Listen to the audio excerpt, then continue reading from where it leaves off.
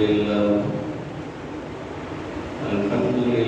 الذي هدانا لهذا صراط طريق وجعلنا التوفيق الرفيق أما بعد أعوذ بالله من الشيطان الرجيم بسم الله الرحمن الرحيم يا أيها الذين آمنوا كتب عليكم الصيام كما كتب على الذين من قبلكم وقال النبي صلى الله عليه وسلم من صام رمضان إيمانا واحتسابا غفر له ما تقدم من ذنبه أو كما قال صلى الله عليه وسلم يا رب صل وسلم دائما أبدا على حبيبك خير الخلق كلهم هو الحبيب الذي ترجى شفاعة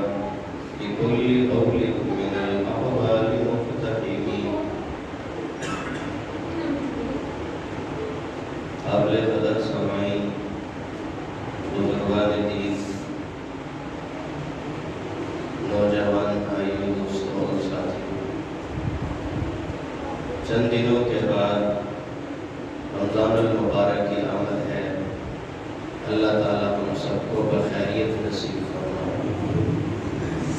رمضان المبارک انتہائی عظیم اور بابرکت مہینہ ہے. حدیث شریف میں اس مہینے کی نسبت اللہ کی طرف کی گئی ہے. یہ اللہ کا مہینہ ہے. ویسے تو سارے ہی اللہ کے ہیں، لیکن خصوصی طور پر اس مہینے کی نسبت اللہ کی طرف کی گئی ہے. یہ مہینہ انتہائی رحمتوں اور برکتوں کا مہینہ ہے. اللہ تعالیٰ ہم سب کو یہ نصیب فرما دے. حدیث شریف میں آتا ہے کہ نبی پاک صلی اللہ علیہ وسلم بھی اس مہینے کا انتظار فرمایا. جب رجب کا چاند نظر آتا اور رجب کے بعد شعبان اور شعبان کے بعد رمضان، جب رجب کا چاند نظر آتا گویا کہ رمضان سے 2 مہینہ پہلے حضور پاک صلی اللہ علیہ وسلم دعاؤں کا اہتمام شروع فرما دیتے تھے. رمضان کو پانے کے لیے، رمضان تک پہنچنے کے لیے دعاؤں کا اہتمام شروع کر دیتے تھے. حدیث شریف میں آتا ہے نبی پاک صلی اللہ علیہ وسلم اس دعا کا اہتمام کیا کرتے تھے. اللہم بارک لنا فی رجب و شعبان و بلغنا رمضان. حضور پاک علیہ السلام اپنی خصوصی دعاؤں میں اس دعا کا اہتمام کیا کرتے ہیں، اور یہ امت کے لیے بھی تعلیم ہے اس دعا کا اہتمام کیا جائے کہ اللہ ہمیں رجب اور شعبان میں برکت دے اور بخیریت رمضان نصیب فرما دے. بھائی رمضان میں ابھی چند دن باقی ہیں. بھائی بہت زندگی کا کیا پتا، ملتا کہ نہیں ملتا. کم از کم اپنا نام یہ دعا مانگ کر ان لوگوں میں لکھوا دیں جو استقبال رمضان کرتے تھے. یہ دعا حضور علیہ السلام کا مانگنا یہ رمضان کا استقبال ہے. رمضان کا استقبال ہے، گویا کہ دعائیں مانگ کے اس کو مانگا جا رہا ہے، اس کو اپنی طرف کھینچا جا رہا ہے. اس لیے آپ سب اس دعا کا مجھ سمیت ہم سب اس دعا کا اہتمام کریں. اللہم بارک لنا فی رجب و شعبان و بلغنا الی رمضان. وائٹ بورڈ پہ بھی لکھی ہوئی ہے. تو رسول پاک صلی اللہ علیہ وسلم نے اس دعا کے ذریعے اہتمام کر کے رمضان شریف کے آنے کا استقبال امت کو بتایا ہے. حدیث شریف میں آتا ہے نبی پاک صلی اللہ علیہ وسلم نے وہ رمضان کے آنے سے پہلے اور شعبان کے ختم ہونے کے بعد، رمضان ابھی آیا نہیں، شعبان ختم ہو رہا تھا، ایک صحابہ کے درمیان خطبہ ارشاد فرمایا. شعبان کی آخری تاریخ میں صحابہ کے درمیان خطبہ ارشاد فرمایا اور جملہ ارشاد فرمایا قد اظلکم شہر عظیم، اے میرے صحابہ بہت مبارک مہینہ آ رہا ہے، اظلکم تمہارے اوپر سایہ کر رہا ہے، شہر عظیم مبارک انتہائی عظیم اور بابرکت مہینہ تمہارے درمیان آ رہا ہے۔ اس کی عظمت کا اندازہ دوسری حدیث شریف سے لگایا جا سکتا ہے۔ حدیث شریف میں آتا ہے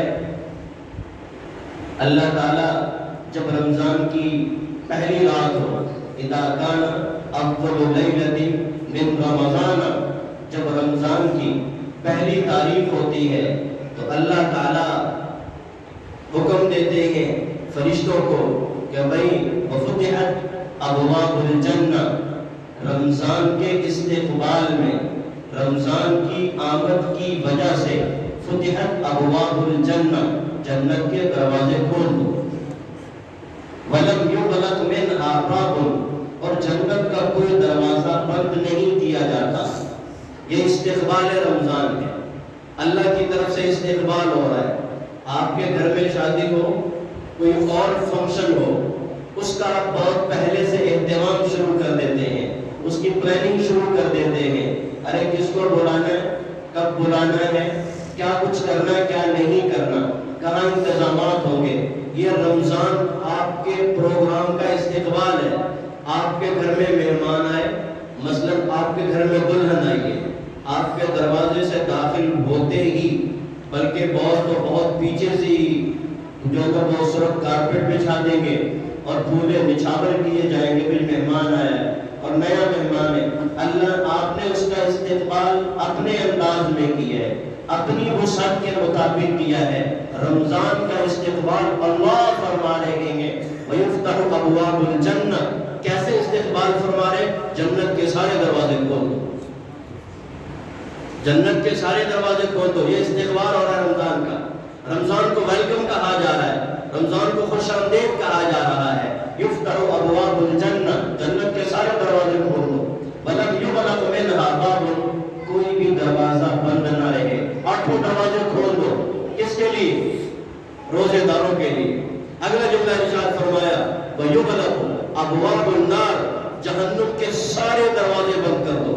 لَهَا 7 أَبْوَابٍ لِكُلِّ بَابٍ مِّنْهُمْ جُزْءٌ مَقْسُومٌ، جنت کے 8 دروازے ہیں اور 8 طرح کے لوگ داخل ہوں گے، اور جہنم کے 7 طبقات ہیں۔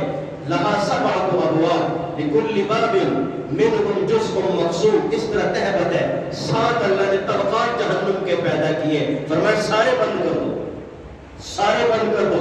وَلَمْ يُفْتَحْ مِنْهَا، کوئی ایک بھی کھلا نہیں رہنا چاہیے۔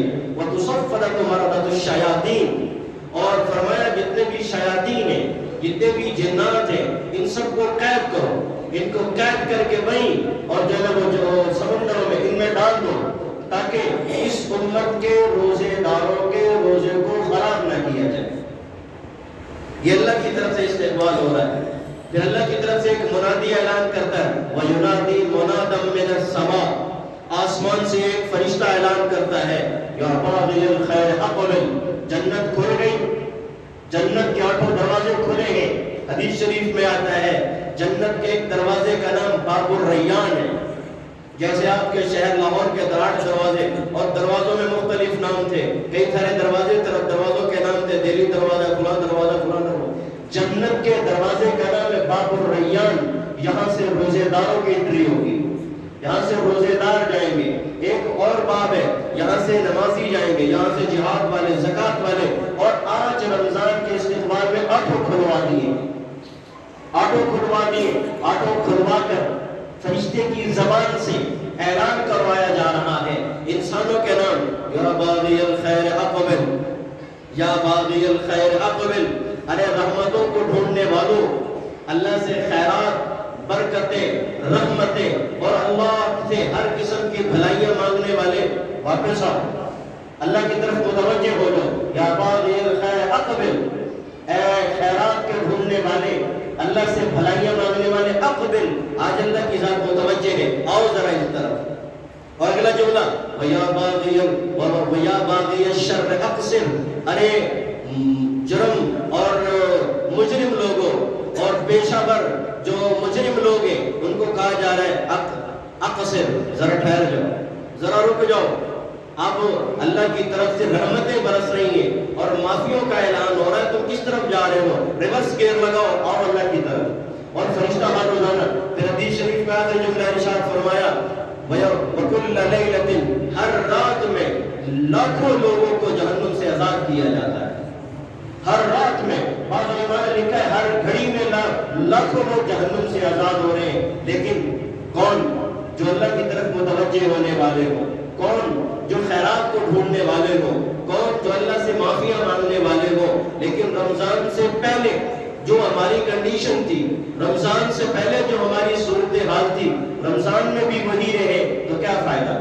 اگر رمضان کا استقبال اللہ کی طرف سے جنت کھلوا کے ہو رہا ہے، رمضان کا استقبال اللہ کی طرف سے جہنم کو بند کروا کے ہو رہا ہے، رمضان کا استقبال اللہ کی طرف سے اعلان کر کے کہ آؤ میری طرف، اس صورت میں ہو رہا ہے، اور برائیوں سے روکنے کی صورت میں ہو رہا ہے۔ ہمارا موبائل ہی نہیں بند ہوا، ہم رکے ہی نہیں، رمضان میں بھی 5 وقت کے نماز کے پابندی نہ کی، تو میرے محترم بھائیوں خسارہ ہے۔ ایک حدیث شریف میں آتا ہے اللہ کی طرف سے جنت، اللہ کی طرف سے رمضان کا استقبال اس طرح ہوتا ہے، ابھی رمضان اسٹارٹ ہوا، پہلی رات ہے، رات پہلے آتی ہے، دن بعد میں آتا ہے، رات پہلی رات ہے تو آسمان اللہ کے عرش کے نیچے سے ایک ہوا چلتی ہے، اللہ کے عرش کے نیچے سے ایک ہوا چلتی ہے۔ حدیث شریف میں اس ہوا کو مسیرہ کہا گیا ہے، اس ہوا کا نام حدیث شریف میں مسیرہ رکھا گیا ہے۔ وہ اللہ کے عرش کے نیچے سے ہوا چل کے پوری جنت میں گھوم جاتی ہے، پوری جنت میں پھر جاتی ہے۔ جب وہ جنت میں جائے، آپ نے دیکھا ہوگا، محسوس کیا ہوگا، جب ہوا چلے اور درختوں سے گزر کے جائے، جب درختوں سے ٹچ ہوتی ہے تو اس کے پتے آپس میں ٹکراتے ہیں، اور پتوں کے ٹکرانے سے پرکیف نغمہ پیدا ہوتا ہے، انتہائی سریلی آواز پیدا ہوتی ہے، وہ جنت میں پیدا ہو رہی ہے۔ جب ہوا اللہ کے عرش کے نیچے سے نکلی، پوری جنت میں چکر لگایا اس نے، جب جنت میں چکر لگایا، جنت کے در و دیوار سے ٹکرائی، جنت کے درختوں سے، پھلواڑیوں سے، پھول پتوں سے ٹکرائی، پرکیف نغمہ پیدا ہوا۔ پھر جنت کے محلات کے ساتھ ٹکرائی، جب محلات کے ساتھ، دروازوں کے ساتھ ٹکرائی تو دروازوں پہ لگنے والی چکھیاں، دروازوں پہ لگنے والی زنجیریں بجنے لگی، تو جنت میں وحور مقصورات فی الخیام، کچھ ایسی بھی مخلوق ہے جس کو اللہ تعالیٰ نے جنت میں رکھا ہوا ہے، جنت میں جانے والوں کے لیے، جس کے بارے میں حدیث شریف میں آتا ہے مالا عین رأت، آج تک کسی آنکھ نے دیکھی نہیں، ولا اذن سمعت، آج تک کسی کان نے سنا نہیں، ولا خطر علی قلب بشر، آج تک اس کا وہم و گمان، اس کا حسن و جمال کسی کے دل پہ آیا نہیں۔ جب جنت میں یہ پرکیف نغمہ پیدا ہوا، یہ سریلی آوازیں پیدا ہوئی، تو جنت کی خواتین، جنت میں رہنے والی حور و قصور اپنے اپنے محلات سے باہر نکلی، اور نکل کے ایک اعلان ہو رہا ان کی طرف سے، کون ہے تم میں سے جو آج ہم سے اپنا رشتہ جوڑ لے؟ کون ہے تم میں سے آج جو ہم سے رشتہ جوڑ لے؟ اللہ نے ہمیں ان کے لیے پیدا کیا جو روزے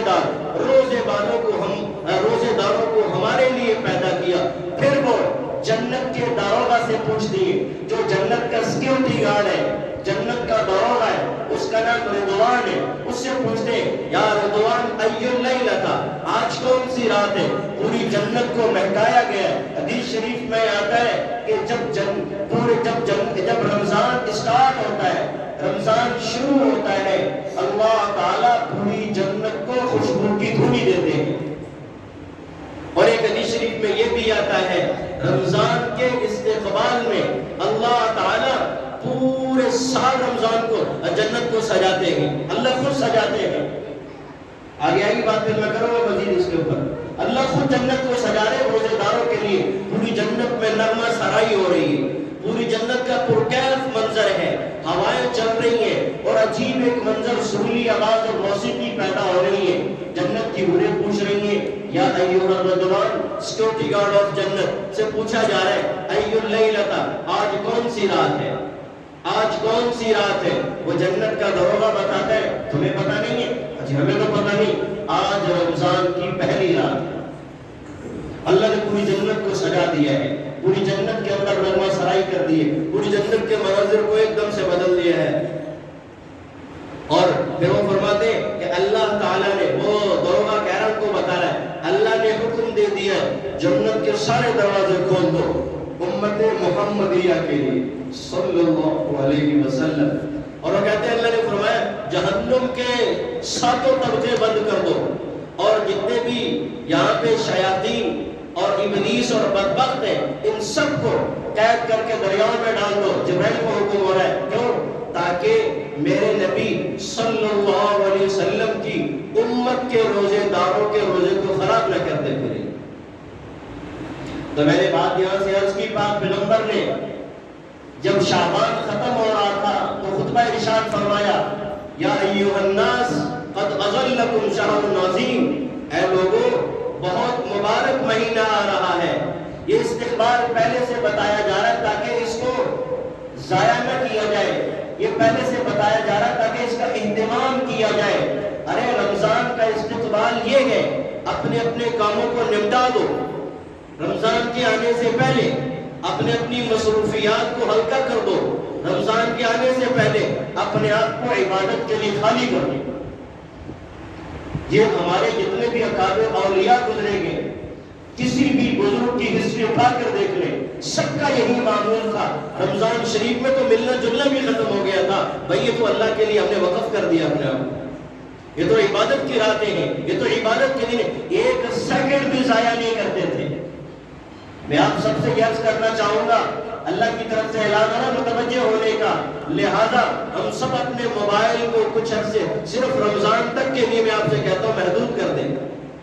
کال پیکیج ٹھیک ہے، ضرورت کے تحت کال کریں، نیٹ کے جو پیکیج روک دیں، رمضان شریف کو خراب نہ کریں، اپنی جو ہے نا بھائی جو رمضان کا نور کمایا ہے اس کو ضائع نہ کریں۔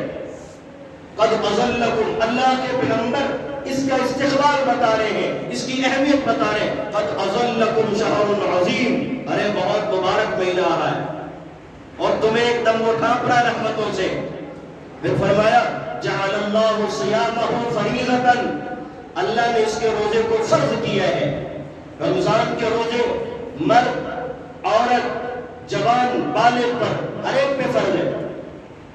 اور دوسری حدیث شریف میں آتا ہے من قام رمضان من صام رمضان ایمانا واحتسابا غفر له ما تقدم من ذنبه، ارے جو ایماندار ہو اور ثواب کی نیت سے رمضان کا روزہ رکھ لے، اللہ پچھلے سارے گناہوں پر معافی کا قدم پھیر دیتے ہیں، پچھلے سارے گناہوں کو معافی کا قدم پھیر دیتے ہیں۔ فرمایا قد جعل اللہ صیامہ فریضۃ، اللہ نے اس کے روزے کو فرض کیا ہے، وقیام لیلہ تطوعا، اور اس کے اندر رات کو نماز تراویح کو باعث ثواب اور باعث اجر بنایا ہے۔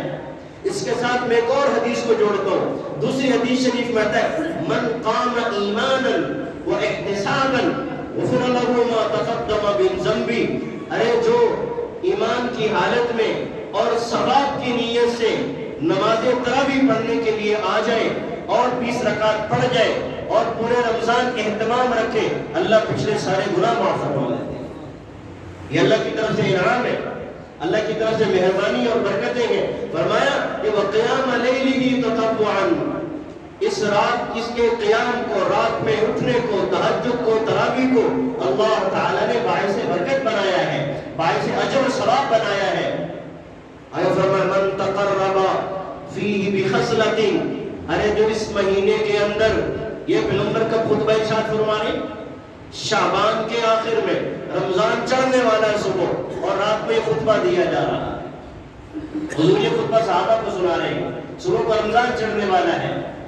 من تقرب فیہ بخصلۃ، من تقرب فیہ بخصلۃ، صحابہ کو سمجھا رہے ہیں جو اس رات اس مبارک مہینے میں ایک نفل عبادت ادا کرے گا، نفل عبادت، کان کمن اداہ فیما سواہ فریضۃ، اس کو اتنا ثواب دیا جائے گا جیسا کہ اس نے غیر رمضان میں فرض ادا کیا، نفل ادا کر رہا ہے، نفل ادا کرنے پر اس کو اتنا ثواب دیا جا رہا ہے وہ فرض ادا کر رہا ہے۔ اگلا جملہ ارشاد فرمایا ومن ادى فيه فریضۃ، جو اس مبارک مہینے میں فرض ادا کرے، وہ فرض چاہے نماز ہو چاہے کوئی اور فرائض ہو جو اس کے ذمہ فرائض تھے وہ ادا کرے، کان کمن ادى فيما سواه 70 فریضۃ، اتنا ثواب ہے گویا کہ اس نے 70 فرائض کو ادا کیا ہے۔ 70۔ پھر پیغمبر علیہ السلام نے یہ باتیں ارشاد فرما کے پھر امت کو ایک اور توجہ دلائی ہے، فرمایا ہوا شہر الصبر، اے میری امت کے لوگوں، صحابہ سے خطاب ہو رہا ہے، وہ شہر الصبر، یہ صبر کا مہینہ ہے، وہ شہر الصبر، یہ صبر کا مہینہ ہے۔ پیشگی اطلاع دی جا رہی ہے، استقبال کی صورت میں اطلاع دی جا رہی ہے کہ اگر جون جولائی تو گزر گئے، اگر 14 گھنٹے کا روزہ ہو گیا، ماتم نہ کرنا، واویلا نہ کرنا، وہ شہر پہلے بتایا جا رہا ہے، اس صبر کا مہینہ بھائی، اس میں صبر کرنا پڑے گا، بھوک ستائے صبر کرو، پیاس لگے صبر کرو، 20 رکعت نماز تراویح میں تھکاوٹ ہو جائے صبر کرو، صبر کرنا پڑے گا، ماتم نہ کرنا، شکوے نہ کرنا۔ اللہ نے تمہارے اوپر نہیں فرض کیے، پہلی امتوں میں بھی فرض تھے، وہ شہر الصبر، یہ صبر کا مہینہ ہے، تم صبر کرو گے، والصبر ثوابہ الجنہ، صبر کا بدلہ میں تمہیں جنت دے دوں گا۔ رسول پاک علیہ السلام صحابہ کو پیش کی اطلاعات دے رہے ہیں، مجھے اور آپ کو پیش کی اطلاعات دے دی گئی ہیں، جب مہینہ آ جائے اور گرمی تیز ہو جائے اور پھر کوئی اور مسائل پیدا ہو جائے تو پھر جو شکوے نہ کرنا، صبر کر جانا۔ اور ان اللہ مع الصابرین، اللہ صبر کرنے والوں کے ساتھ ہے۔ اس جملے کے ساتھ ایک اور حدیث کو جوڑتا ہوں، حدیث شریف میں آتا ہے اور اجزیہ بھی، لب لوگ صبر کریں گے اور صبر کریں گے، جون جولائی گزر گیا، ایسی بھی حالت یہی ہے، زبان تالوں کے ساتھ چمڑ جائے گی، زبان تالوں کے ساتھ چمڑ جائے گی، اس پر صبر کریں گے، اور جب صبر کریں گے انا اجزی بھی، صبر کا بدلہ یہ ہوگا میں اپنی ذات ان کو دے دوں گا۔ محمود اور ایاز، بادشاہ محمود نے اعلان کیا بھائی میری خزانوں میں جس کو جو اچھا لگتا ہے وہ لے لے۔ سارے وزیر اور مشیر، کسی نے کوئی ہیرا اٹھا لیا، کسی نے کوئی چیز اٹھا لی، کسی نے کوئی چیز اٹھا لی۔ ایاز نے بادشاہ کے کندھے پہ آ کے ہاتھ رکھ دیا۔ لوگ کہنے لگے ارے عجیب سا بدو آدمی ہے، اس کو سارے لوگ عقل مند کہتے ہیں۔ بادشاہ سلامت کی طرف سے حکم ہے کہ جو خزانوں میں اچھا لگ رہا ہے لے لو۔ ہم نے موتی جواہر اٹھائے ہیں، یہ بادشاہ کے برابر آ کے کندھے پہ ہاتھ رکھ کے کھڑا ہو گیا، اس کو کوئی چیز کی ضرورت نہیں ہے۔ بادشاہ نے کہا ایاز تم نہیں لیتے ہو، محمود کہہ رہے ہیں ایاز تم نہیں لیتے ہو۔ ایاز نے کہا بادشاہ سلامت، آقائے جہاں، میں آپ سے اپنی جان کا امان چاہتا ہوں، آپ کے خزانوں میں مجھے سب سے پیارے آپ لگتے ہیں، اس لیے آپ کے کندھے پہ ہاتھ رکھ دیا، آپ میرے ہوگے، سارے خزانے میرے ہیں۔ اللہ تعالیٰ فرما رہے جب وہ روزہ رکھیں گے اور روزے کے بدلے میں صبر کریں گے، صبر کے بدلے میں جنت۔ دوسری حدیث کو ساتھ جوڑا، اللہ فرما رہے میں اس کا بدلہ دوں گا، انا اجزی بہ، میں اپنی ذات ان کو دے دوں گا۔ جب میں ان کا ہو گیا جنت بھی ان کی ہے، تو فرمایا ہوا شہر الصبر، ابھی سے دلوں کی تختیوں پہ لے کے اٹھ جائیں۔ کبھی ویکنس ہوگی، کبھی کمزوریاں ہوں گی، کبھی تھکاوٹ ہوگی، کبھی پریشانی ہوگی، روزہ ستائے گا، ساتھ میں آپ کے کانوں میں یہ آواز بھی گونجنی چاہیے وہ شہر الصبر، یہ صبر کا مہینہ، کوئی بات نہیں، زبان تالوں سے چمٹ رہی ہے۔ حدیث شریف میں آتا ہے، حدیث شریف میں آتا ہے ایک مرتبہ حضرت موسیٰ علیہ السلام نے اللہ کے دربار میں عرض کی، اے اللہ آپ نے مجھے اتنا بڑا مقام دیا ہے، میں کوہ طور میں کھڑا ہوتا ہوں اور آپ کے ساتھ ہم کلام ہوتا ہوں، آپ سے میں باتیں کرتا ہوں، میرے بعد یا مجھ سے پہلے کسی کو یہ مقام دیا ہے؟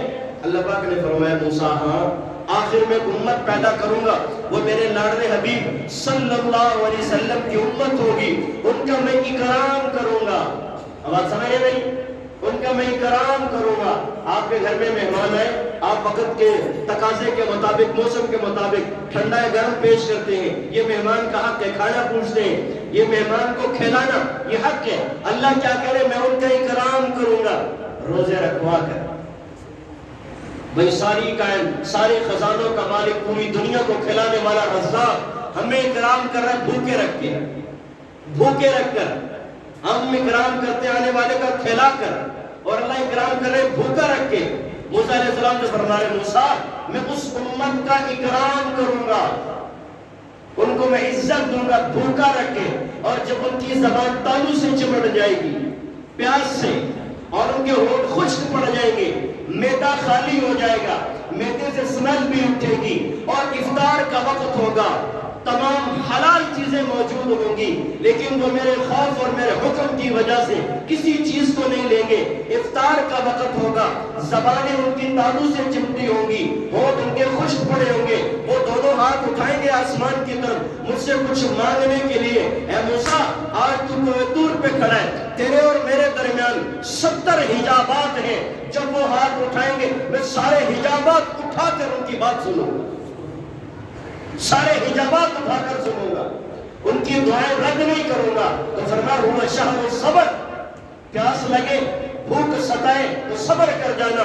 اگلا جملہ میرے پیغمبر علیہ السلام نے فرمایا وہ شہر المواسات، یہ غم خاری کا مہینہ ہے، یہ ہمدردی کا مہینہ ہے۔ آپ کو پتہ چلے، آپ کے جب آپ بھوک برداشت کریں تو آپ کو شیب ابی طالب یاد آنا چاہیے کہ میرے پیغمبر بھوک سے 3 سال تک پتے چباتا رہا۔ ہم امت، پوری امت کی ماں اماں خدیجہ رضی اللہ عنہا 3 سال تک راشن اور شوشن بائیکاٹ ہونے کی وجہ سے 3 سال تک پتے چباتی رہی، لیکن کبھی پیغمبر سے ان کے سامنے اف تک نہیں کہا، آپ جیسے رکھیں گے ہم خوش رہیں گے۔ امت کی خواتین کو درس دیا گیا ہے، اگر ایک وقت گھر میں فاقہ آ جائے تو اپنے شوہر کی عزت کو تار تار نہ کرنا، اپنے شوہر پہ الزامات نہ لگانا، اپنے شوہر کو رسوا نہ کرنا، اپنے میکے پہنچ کر اس کی شکوے شکایتیں نہ کرنا۔ اور امت کے لوگوں کو درس دیا ہے شہر المواسات، یہ غم خاری کا مہینہ ہے۔ جب تم غم اٹھاؤ گے اور بھوکے رہو گے، پیاسے رہو گے، تمہیں کبھی تو میدان کربلا میں رلنے والا حسین پیاسا ترستا ہوا یاد آئے گا۔ جب تم پیاس برداشت کرو گے پھر تمہیں ظلم اور ستم کی چکیوں میں پسنے والے مسلمان یاد آئیں گے۔ وشہر المواسات، یہ غم خاری کا مہینہ ہے۔ جب تمہیں بھوک ستائے گی، تمہیں در در کی یتیمی کے ٹھوکریں کھانے والے اور جن کا کوئی سہارا نہ ہو وہ تمہیں یاد ہے وہ کیسے رات کو بھوکے سویا کرتے تھے۔ وشہر المواسات، یہ غم اٹھانے کا مہینہ ہے۔ اگر آپ کے دسترخوان پہ 10 قسم کی ڈشیں آئیں گے، کم از کم جو غریب اور فقیر اور مسکین اور یتیم ہے جس کو ملتا کچھ نہیں ہے، آپ کے دسترخوان سے اس کے لیے بھی جانا چاہیے، کچھ اس کے بھی پیٹ میں روزے کی افطار کے وقت کچھ پڑھنا چاہیے۔ فرمایا شہر المواسات، غم کا مہینہ ہے۔ ارے اس کی ذرا تھوڑی سی اگر آپ نے عملی تصویر دیکھنی ہو پھر چلے صحابہ کے در پر، غم کیسے دوسرے کا اٹھایا جاتا ہے۔ چلو پھر صحابہ کے در پر، جنگ یرموک کے حضرت ابو جہل صحابی ہیں رضی اللہ عنہ، صحابہ جنگ میں گئے ہوئے، ابو جہل رضی اللہ عنہ نے مشکیزہ گلے میں لٹکایا پانی کا۔ صحابہ اکرام شریعت کی عملی تصویر تھے، پیغمبر کے ڈائریکٹلی شاگرد تھے، اور جو پیغمبر نے بتایا اس کے مطابق کر کے دکھایا۔ ابو جہل نے مشکیزہ گلے میں لٹکایا اور میدان کارزار یرموک کی جنگ میں پہنچے، دیکھا کہ بھائی پڑا ہوا ہے، اسی نیت سے گئے تھے کوئی زخمی اور پیاسا ہوگا میں پانی پلا دوں گا۔ وہاں پہنچیں گے، دیکھا کہ اپنا چچا زاد بھائی زخموں سے چور اور موت و حیات کی کشمکش کی جنگ لڑ رہا ہے، زندگی اور موت کی جنگ لڑ رہا ہے۔ بھائی کے پاس پہنچے، کہا پانی پلاؤ، اشارہ کیا ہاں پلاؤ۔ برابر میں ایک اور مجاہد اور ایک اور صحابی، ایک اور اسلامی فوج کا جو ہے وہ کمانڈر پڑا ہوا آہے بھر رہا تھا، وہ بھی موت پر زندگی کی کشمکش میں تھا۔ یہ پانی منہ میں ڈالنے لگے تو اس نے آہ بھری، فرمایا مجھے چھوڑ دو، برابر والے کو پلا دو۔ یہ صحابہ عملی تصویر تھے شریعت کی، غم ایسے اٹھایا جاتا ہے۔ اللہ نے جبھی تو ان کا قرآن میں ذکر کیا جگہ جگہ پر۔ اس کے پاس صحابی ایسی حالت میں اپنا کوئی مر رہا ہو، اپنی ذات کی فکر نہیں ہوتی، کجا کے کسی اور کی فکر کی جائے، اور صحابی مرتے ہوئے بھی کہہ رہے دوسرے کو پلاؤ، شہید ہوتے ہوئے کہہ رہا دوسرے کے پاس جاؤ۔ ابو جہل دوسرے کے پاس گئے، اس کو پلانے لگے۔ برابر میں تیسرے صحابی جو موت و حیات اور زندگی کی جنگ لڑ رہے تھے، انہوں نے آہ بھری ہے، فرمایا ان کے پاس جاؤ۔ ان کے پاس پہنچیں گے، وہ صحابی اللہ تک پہنچ چکے تھے، روح قبض ہو چکی تھی، دوسرے کے پاس آئے ان کی بھی روح قبض ہو چکی تھی، اپنے بھائی کے پاس ہے وہ بھی اللہ کے حوالے ہو چکے تھے، تینوں پیاسے چلے گئے لیکن دوسرے کی ذات کو ترجیح دی۔ وَشَهْرُ الْمَوَاسَاتِ، یہ غم کا مہینہ ہے، صرف اپنے پیٹ تک کی بات نہ ہو، پوری امت کا درد ہو، یہ پیغمبر کی شریعت ہے۔ صحابہ اکرام عملی تصویر تھے۔ میرے محترم بھائیوں، آج ہم اتنی ایمانی لیول گر چکا ہے، ہمارے ایمان کو اتنی دمک لگ چکی ہے، ہم تو برابر میں اپنے بھائی کو کھاتا ہوا دیکھنا اچھا نہیں سمجھتے، برابر والے پڑوسی کو کھاتا ہوا ہم برداشت نہیں کر سکتے۔ میرے بھائیوں، اللہ کی تقسیم ہے، کسی کو اللہ کچھ دے دے، کسی کو کچھ دے دے، کسی کے سر پہ تاج سلطانی، کسی کو در در کی ٹھوکریں، میرے مالک تیری مرضی ہے، جسے چاہے ادھر کر دے، یہ اللہ کا انتخاب ہے۔ کیوں کسی سے جو ہے نا وہ دل میں قرآن لے کے بیٹھتے ہو؟ اللہ کی تقسیم ہے، کسی کو زیادہ دے دیا، کسی کو کم دے دیا۔ میرے پیغمبر نے فرمایا شہر المواسات، یہ غم خاری کا مہینہ ہے۔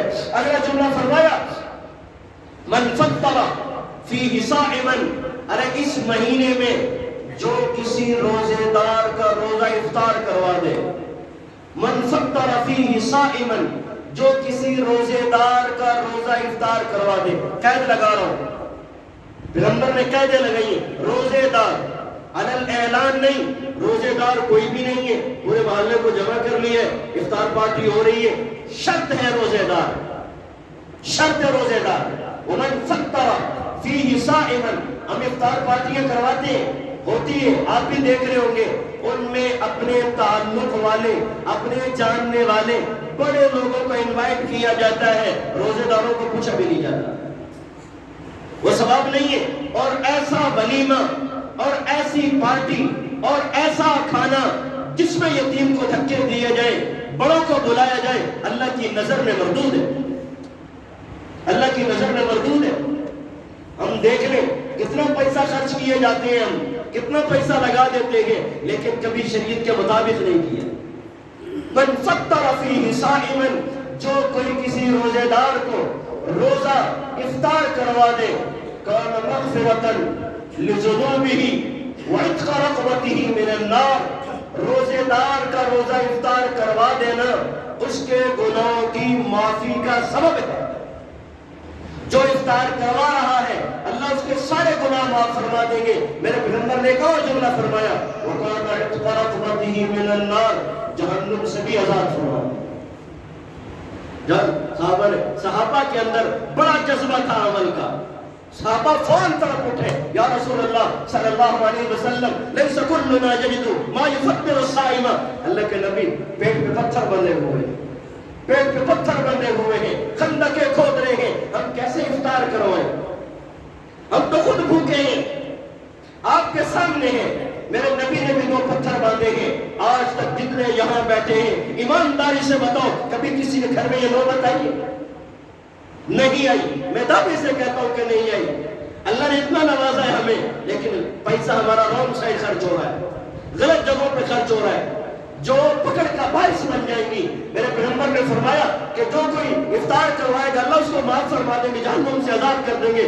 صحابہ میں عمل کا جذبہ تھا، فوراً طرف کے کہنے لگے یا رسول اللہ لیس کلنا یجد ما یفطر الصائم، اللہ کے نبی ہمارے تو پیٹ پہ پتھر بنا ہوا ہے، خود کھانے کو نہیں ہے، بچے ہمارے بھوکے ہیں، کیسے دوسروں کو کھانا کھلا دیں، کیسے پیٹ بھر کے کھلا دیں؟ قربان جائیں مدنی کریم صلی اللہ علیہ وسلم کی ذات پر اور اس شریعت پر۔ فرمایا میں تمہیں یہ تھوڑی کہہ رہا ہوں 40 دیگیں بناؤ، میں تمہیں یہ تھوڑی کہہ رہا ہوں کہ ساری برادری کو انوائٹ کرو، میں تمہیں یہ تھوڑی کہہ رہا ہوں کہ بڑے بڑے جانور ذبح کرو۔ یؤتی اللہ، توجہ کرنا، یؤتی اللہ ھذا الثواب علی تمرۃ، ارے اللہ تعالیٰ یہ ثواب اس کو بھی عطا فرما دیں گے جو کسی روزے دار کو ایک کھجور دے دے،